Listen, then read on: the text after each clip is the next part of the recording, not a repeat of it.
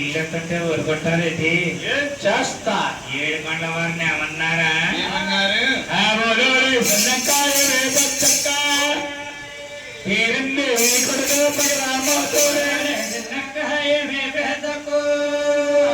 పేరుంది కొడుకు రామోదోడు పట్టాగోడున్నారు.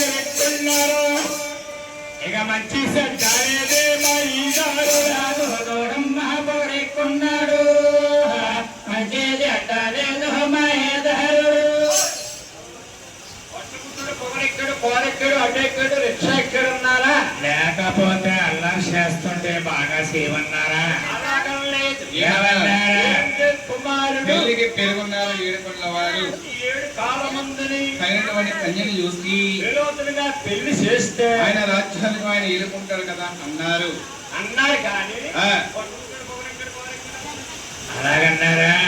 బాబు నాయన ఇరుగువారు పొరుగువారు అనుకునే మాటలు ఎవరన్నారా? 7 పండ్ల వారి తల్లి పేరిందే ఆలకించింది. అమ్మ కన్నా తల్లి కళ్ళారా చూసి ఆలకించి కన్నా తల్లికి అమ్మ కన్న కడుపు వారవక చిన్న కుమారుడైన శ్రీనివాసుని 4 మాటలు మాట్లాడుకుంటున్నానే. కళ్యాణం కాకే కదా ఆయన అల్లరి చేస్తున్నారు.